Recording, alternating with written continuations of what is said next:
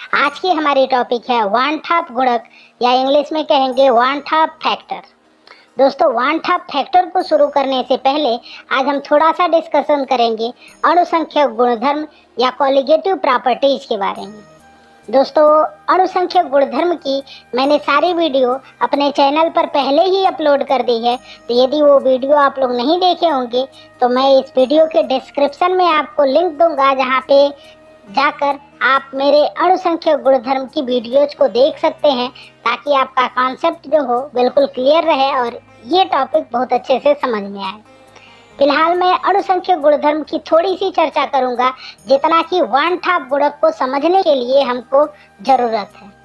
तो अणुसंख्यक गुणधर्म के बारे में हम पहले पढ़ चुके हैं कि विलयन के वे सभी गुण जो विलयन में उपस्थित विलेय के कणों की संख्या पर निर्भर करते हैं, न कि विलेय की प्रकृति पर, अणुसंख्यक गुण कहलाते हैं। दोस्तों, हम जानते हैं कि अणुसंख्यक गुण जो होते हैं विलेय के कणों की संख्या पर निर्भर करते हैं, विलेय की प्रकृति पर निर्भर नहीं करते हैं। प्रकृति मीन्स होता है कि विलेय कौन सा पदार्थ है, इससे अणुसंख्यक गुण प्रभावित नहीं होंगे, बल्कि अणुसंख्यक गुण इस बात से प्रभावित होते हैं कि विलेय के कणों की कितनी संख्या विलयन में उपस्थित है। तो दोस्तों, उम्मीद करता हूँ कि अब आपको अणुसंख्यक गुणधर्म का एक ब्रीफ आइडिया मिल गया होगा। अब इससे आगे की टॉपिक हमको बहुत अच्छे से समझ में आ जाएगी। तो चलिए शुरू करते हैं अपनी आज की टॉपिक वन टॉप फैक्टर या वन टॉप गुणक। तो कुछ पदार्थों को विलायक में घोलने पर वे वियोजित या संगुणित हो जाते हैं, जिससे विलयन में विलेय के कणों की मात्रा बढ़ जाती है अथवा घट जाती है। जैसे उदाहरण के लिए हम देखें तो जब NaCl को हम डिजॉल्व करते हैं तो ये Na+ और Cl- में वियोजित हो जाता है, यानी डिसोसिएट हो जाता है। तो दोस्तों, इस कंडीशन में देखें कि यदि हम 1 मोल NaCl को डिजॉल्व करेंगे तो यहाँ पे विलयन में जाकर वह 2 मोल कण बनाएगा। 1 मोल Na+ का कण बनेगा और 1 मोल Cl- बनेगा। तो यदि हम 1 मोल NaCl को डिजॉल्व करेंगे तो विलयन में जो विलेय के कण होंगे वो 1 मोल नहीं रह जाएंगे, 2 मोल हो जाएंगे।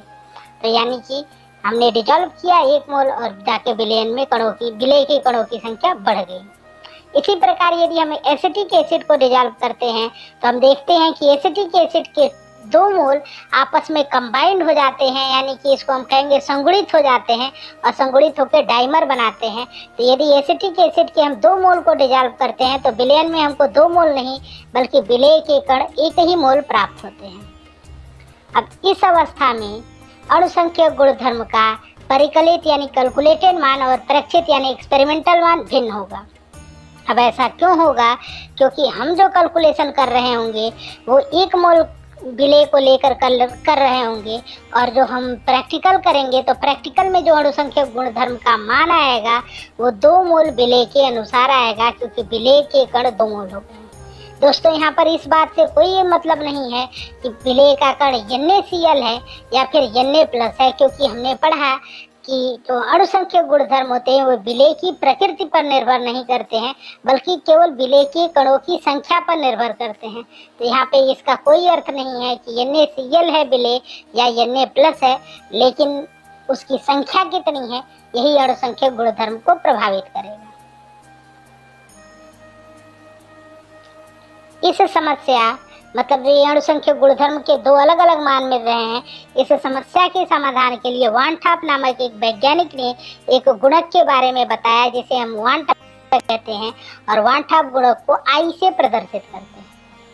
तो दोस्तों, वन टॉप ने कहा कि इस वन टॉप गुणक के आधार पर हम अणुसंख्यक गुणधर्म के सूत्र जो होते हैं उनको थोड़ा परिवर्तित करेंगे, ताकि वे सूत्र वियोजन और संगुणन के बाद भी अणुसंख्यक गुणधर्मों का सही मान दे पाएं और अणुसंख्यक गुणधर्म के परिकलित मान और प्रेक्षित मान समान हो।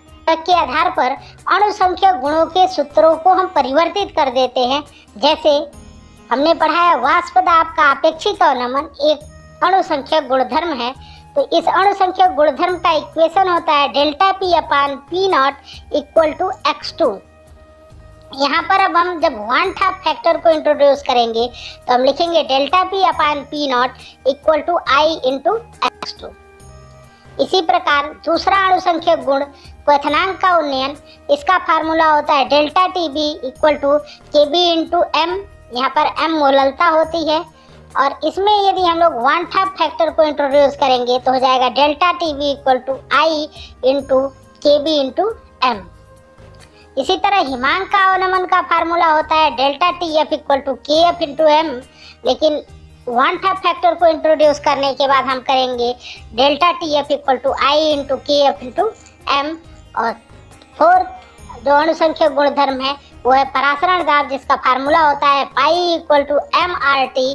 तो यहाँ पर हम लिखेंगे pi equal to I M R T, pi बराबर आई एम आर टी।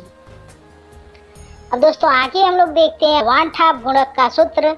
तो 1/2 गुणक आई के लिए फार्मूला होता है कि वियोजन या संगुणन के बाद कणों की कुल संख्या अपान वियोजन या संगुणन के पूर्व कणों की कुल संख्या।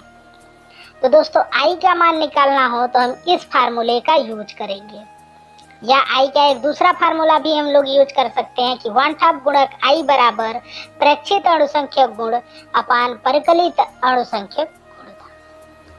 अब दोस्तों यहाँ पर एक प्रश्न हमारे सामने ये उठता है कि हम कैसे